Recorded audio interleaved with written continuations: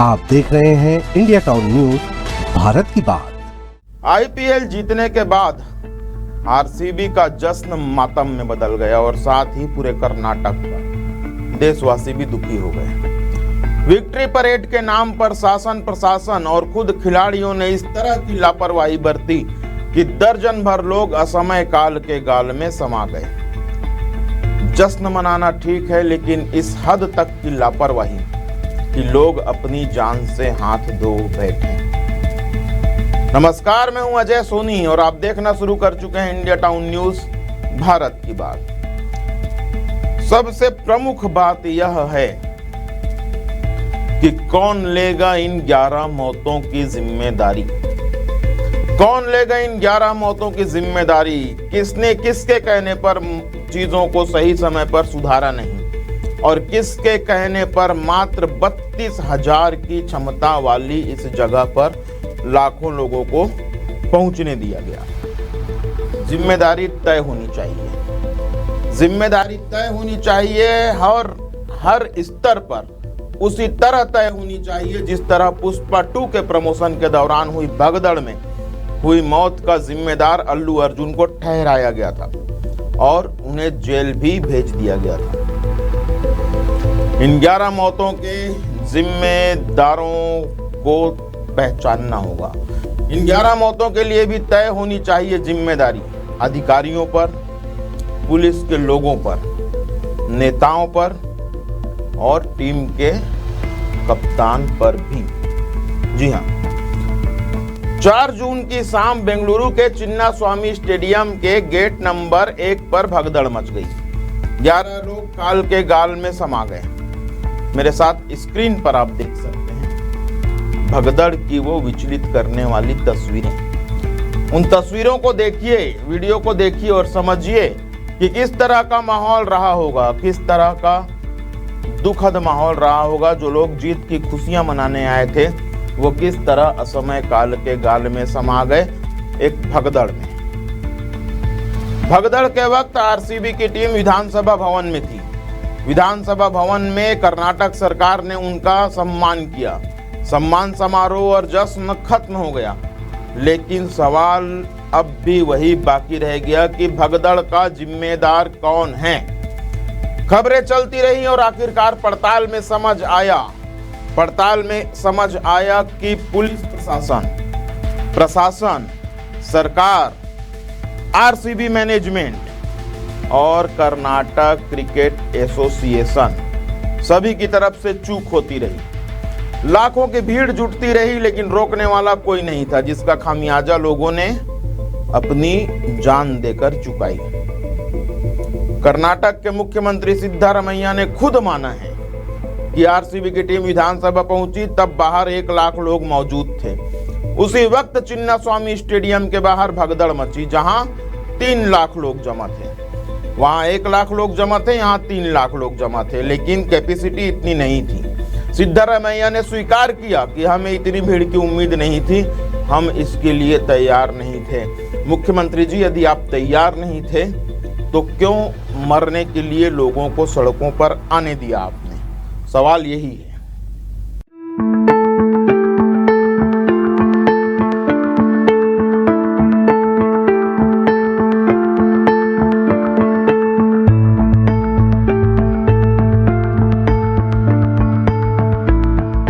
मुद्दे की बात में इंडिया टाउन न्यूज की इस खास खबर में आज मैं आपको बताऊंगा। इस खास खबर में देखिए कि कौन है जिम्मेदार इन मौतों का। सबसे पहले तो वो लोग जो क्रिकेट के और बॉलीवुड के लोगों को अपना भगवान बनाए बैठे हैं और ना आओ देखते हैं ना ताओ, और बन जाते हैं भीड़ की वो शक्ल जिन्हें किसी की मौत भी हो जाने से कोई गुरेज नहीं है। स्क्रीन पर मेरे साथ देखिए भगदड़ के पहले जिम्मेदार को। जी हां, इस भगदड़ के पहले जिम्मेदार बेंगलुरु सेंट्रल के deputy commissioner of police Shekhar H Tekkannavar को। कर्नाटक विधानसभा और चिन्नास्वामी स्टेडियम बेंगलुरु सेंट्रल में है। यहीं आरसीबी के लिए सम्मान समारोह और विक्ट्री परेड होनी थी। बेंगलुरु सेंट्रल के deputy commissioner of police Shekhar H Tekkannavar के पास लॉ एंड ऑर्डर, भीड़ और ट्रैफिक को कंट्रोल करने और रूट प्लानिंग की जिम्मेदारी थी। आपको बता दें कि आरसीबी मैनेजमेंट ने 4 जून की सुबह सोशल मीडिया पर विक्ट्री परेड निकालने का ऐलान किया था। दोपहर 3 बजे सोशल मीडिया में प्लेटफॉर्म एक्स पर विक्ट्री परेड के टिकट का विज्ञापन भी पोस्ट किया गया। तब भी पुलिस की तरफ से साफ साफ नहीं बताया गया कि उन्होंने परेड की परमिशन दी भी है या नहीं। मामले की गंभीरता को समझिएगा, मामले की गंभीरता को समझिएगा कि तब तक आम जनता को पुलिस प्रशासन ने यह नहीं बताया कि विक्ट्री की परमिशन दी गई है या नहीं। सवाल यही है कि अगर परमिशन दी गई तो इतनी भीड़ मैनेज करने की प्लानिंग कैसे की गई? अगर परमिशन नहीं दी गई तो आम जनता तक इसका मैसेज क्यों नहीं दिया गया? बड़ी विचित्र घटना है, बड़ी विचित्र बात है। खैर, बढ़ते हैं आगे। इस भगदड़ का दूसरा जिम्मेदार कौन? इस भगदड़ का दूसरा जिम्मेदार है डीएम जगदीशा। बड़े गौर से तस्वीर को भी देखिए और बड़े गौर से नाम को भी पढ़िए। डीएम जगदीशा, डिप्टी कमिश्नर और डिस्ट्रिक्ट मजिस्ट्रेट। जगदीशा की जिम्मेदारी थी कि आरसीबी मैनेजमेंट और कर्नाटक स्टेट क्रिकेट एसोसिएशन से बात करके 4 जून को होने वाले इवेंट का खाका खींचते। क्या खींचते? खाका। उसके मुताबिक प्लानिंग करते। आरसीबी की टीम के एयरपोर्ट पर लैंड करने से लेकर स्टेडियम तक पहुंचने का रूट मैप टाइमिंग के साथ तैयार करके जारी करते। यदि उन्होंने ऐसा किया होता तो फैंस को पता होता कि करना क्या है, पहुंचना कहां है, किस रूट से पहुंचना है। लेकिन दोपहर तक किसी को नहीं पता था कि विक्ट्री परेड नहीं होगी। भीड़ विक्ट्री परेड देखने पहुंची थी। मेरे साथ देखिए स्क्रीन पर, भीड़ विक्ट्री परेड देखने पहुंची थी। अगर तय हो चुका था कि विक्ट्री परेड नहीं निकाले जाएगी तो फिर जिला सूचना विभाग ने इसकी जानकारी लोगों को आखिर क्यों नहीं दी? प्रशासन, मीडिया और सोशल मीडिया के जरिए आखिर आम जनता तक मैसेज क्यों नहीं पहुंचाया गया कि विक्ट्री परेड नहीं होगी? मैसेज पहुंचाया जा सकता था, लेकिन इनकी जगदीशा की गैर जिम्मेदारी के कारण मैसेज नहीं पहुंचा। कोई साफ प्लानिंग नहीं दिखी और ना ही इस इवेंट से जुड़े फैसले के बारे में लोगों को बताया गया। और अंजाम आप सबके सामने है।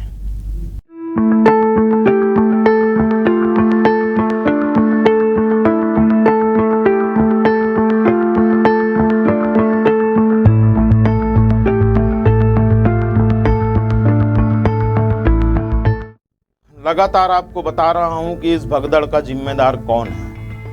एक के बाद एक मैंने 2 लोगों का नाम बताया, अब सुनिए तीसरा नाम। बड़े गौर से सुनिएगा। इस भगदड़ के तीसरे जिम्मेदार हैं कर्नाटक के मुख्य गृह मंत्री श्री जी परमेश्वर। कौन है? इस भगदड़ के तीसरे जिम्मेदार हैं कर्नाटक के गृह मंत्री जी परमेश्वर। जी परमेश्वर कर्नाटक के गृह मंत्री, पुलिस विभाग को संभालने वाले गृह मंत्री जी परमेश्वर। बेंगलुरु की भगदड़ की वजह पुलिस प्रशासन की नाकामी। बड़े गौर से सुनिएगा। बेंगलुरु की भगदड़ की मुख्य वजह है पुलिस प्रशासन की नाकामी और गैर जिम्मेदाराना रवैया। पुलिस महकमा राज्य के गृह मंत्री का होता है। कर्नाटक के गृह मंत्री जी परमेश्वर की जिम्मेदारी थी कि वो पुलिस की लोकल इंटेलिजेंस के जरिए भीड़ का अनुमानित आंकड़ा जुटाते, भीड़ का अनुमान लगाकर रिजर्व पुलिस फोर्स और ज्यादा पुलिस तैनात करते। जिले की पुलिस की मदद के लिए अतिरिक्त फोर्स तैनात करने की जिम्मेदारी भी उन्हीं की थी। लेकिन फिर वही बात, चश्मदीदों के मुताबिक स्टेडियम के बाहर भीड़ बढ़ी तो पुलिस ने लाठीचार्ज कर दिया। क्या कर दिया? लाठीचार्ज। इतनी भीड़ में फैंस पर पुलिस ने लाठीचार्ज कर दिया, जिससे भगदड़ मची। और भगदड़ मचने के बाद दर्जन भर लोगों की जान चली गई और जिम्मेदारी लेने के लिए कोई तैयार नहीं है। 3 जिम्मेदारों के बारे में आपने सुना। मेरे साथ स्क्रीन पर देखिए, मेरे साथ स्क्रीन पर देखिए इस भगदड़ के चौथे जिम्मेदार को। कौन है इस भगदड़ का चौथा जिम्मेदार? इस भगदड़ का चौथा जिम्मेदार है कर्नाटक के उप मुख्यमंत्री डीके शिवकुमार। ठीक सुना आपने, उप मुख्यमंत्री डीके शिवकुमार। कर्नाटक सरकार में deputy CM DK Shivakumar RCB की जीत के बाद जश्न को मेगा इवेंट बनाना चाहते थे, प्रसिद्धि पाना चाहते थे। वे इस पर मीडिया में बात भी कर रहे थे। बेंगलुरु सिटी में काम करने वाली अलग अलग एजेंसियों की जिम्मेदारी डीके शिवकुमार के पास ही है। दोपहर की यह बात है। दोपहर करीब 3 बजे डीके शिवकुमार खुद एयरपोर्ट पर आरसीबी टीम को रिसीव करने पहुंचे। उन्होंने एयरपोर्ट पर खिलाड़ियों का स्वागत किया। 3:30 बजे सोशल मीडिया प्लेटफॉर्म पर एक्स पर एयरपोर्ट की फोटो शेयर की। डीके शिवकुमार हाथ में आरसीबी का झंडा पकड़कर टीम के फ्लीट के आगे चलते हुए एयरपोर्ट के बाहर निकले। और सबसे अहम बात यह है कि इस इवेंट को उप मुख्यमंत्री शिवकुमार ही लीड कर रहे थे। उनकी जिम्मेदारी थी कि पुलिस प्रशासन, स्थानीय जिला प्रशासन और आयोजकों के बीच मीटिंग करके पहले पूरी प्लानिंग करते। प्लानिंग के बाद ही विक्ट्री परेड की परमिशन देते। अगर वो चाहते तो विक्ट्री परेड और सम्मान समारोह को 1-2 दिन के लिए टाला भी जा सकता था।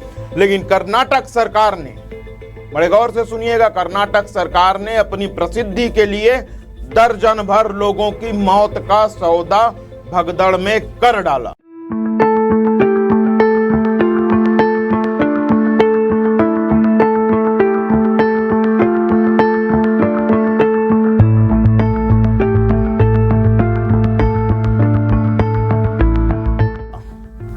कौन है इस भगदड़ का पांचवा जिम्मेदार? इस भगदड़ का पांचवा जिम्मेदार है आरसीबी मैनेजमेंट। पूरे आयोजन की जिम्मेदारी आरसीबी मैनेजमेंट की थी। यह कार्यक्रम चिन्नास्वामी स्टेडियम में होना था। इस हिसाब से कर्नाटक क्रिकेट एसोसिएशन भी इसमें शामिल था। एसोसिएशन के पूर्व क्रिकेटर रघुराम भट्ट हैं। विक्ट्री परेड का ऐलान आरसीबी ने किया। विधानसभा में टीम के सम्मान समारोह के बाद स्टेडियम में होने वाले इवेंट के लिए आरसीबी ने ही तैयारी की थी। इवेंट के टिकट भी आरसीबी की ही वेबसाइट पर थे। 4 जून को पहले सुबह 7 बजे और फिर दोपहर 3:30 बजे आरसीबी ने यही बताया। क्या बताया? कि विक्ट्री परेड होने वाली है। जनता इसीलिए दिग्भ्रमित हुई। सोशल मीडिया पर इसके पोस्ट शेयर किए गए। दोपहर 3:30 बजे तक नहीं बताया गया कि विक्ट्री परेड कैंसिल होने वाली है। लोग उमड़ते गए, आते गए। सवाल उठता है कि क्या इस इवेंट के लिए राज्य सरकार, पुलिस और स्थानीय प्रशासन से अनुमति ली गई थी? क्या कार्यक्रम के बारे में सारी डिटेल प्रशासन को दी गई थी? जी नहीं दी गई थी। और इस भगदड़ में 11 लोगों की जान चली गई और आरसीबी मैनेजमेंट को कोई मतलब नहीं। वो तो एक छोटा सा ट्वीट करके बरी हो गए कि हमको बहुत दुख हुआ है। उनका क्या, जिनकी मौत हो गई है। और अब आखिरी में, बहुत बड़े गौर से सुनिएगा, अब आखिरी में कि कौन है प्रमुख जिम्मेदार इस भगदड़ का। इस भगदड़ की प्रमुख जिम्मेदार है जनता। वो जनता जो बिना सोचे समझे किसी भी भीड़ का हिस्सा बन जाती है। 3 जून की रात करीब 11 बजे आरसीबी ने पंजाब किंग्स को हराकर आईपीएल की ट्रॉफी जीती। आईपीएल की ट्रॉफी मतलब दुनिया की सबसे बड़ी ट्रॉफी, जिसके लिए लोग प्राण दे दें। इससे पहले ही बेंगलुरु की सड़कों पर भीड़ जमा होने लगी थी। Mahatma Gandhi road, church street समेत पूरे शहर में लोग सड़कों पर आ गए। 4 जून की सुबह आरसीबी की टीम मैनेजमेंट ने विक्ट्री परेड निकालने का ऐलान किया। यह विक्ट्री परेड ओपन बस में होने वाली थी, ठीक उसी तरह जिस तरह 2024 में टीम इंडिया के T20 वर्ल्ड कप जीतने के बाद मुंबई में हुई थी। विक्ट्री परेड का रूट मैप 1 किलोमीटर लंबा तय किया गया था। कितना? 1 किलोमीटर लंबा। विक्ट्री परेड विधानसभा से शुरू होकर चिन्नास्वामी स्टेडियम तक जाने वाली थी। परेड के बाद मेन इवेंट चिन्नास्वामी स्टेडियम में होना था। इस इवेंट के लिए ऑनलाइन पास जारी किए गए। सुबह 12 बजे बेंगलुरु की ट्रैफिक पुलिस ने बताया कि विक्ट्री परेड नहीं निकाली जाएगी। आईपीएल का जश्न मातम में बदल गया। नेताओं और खिलाड़ियों ने बड़ी बड़ी प्रतिक्रिया देकर दुख भी जारी कर दिया। सरकार ने 10 लाख मुआवजे का ऐलान भी कर दिया। लेकिन इन सब के बीच उन 11 परिवारों की सुध कौन लेगा जिसके घर के लोग इस जाहिल भीड़ की भगदड़ में मौत के मुंह में समा गए। मैंने पहले भी आपसे कहा है और आज फिर एक बार निवेदन पूर्वक कह रहा हूं कि मत बनाइए उन क्रिकेटरों को, उन बॉलीवुड हस्तियों को भगवान जो अपनी प्रसिद्धि के लिए इस भीड़ को जमा कर लेते हैं और मरती है आम जनता। खैर, फैसला आपका है। फिलहाल के लिए इतना ही। मुझे दीजिए इजाजत और देश प्रदेश की बड़ी खबरों के लिए आप लगातार बने रहिए इंडिया टाउन न्यूज के साथ। नमस्कार।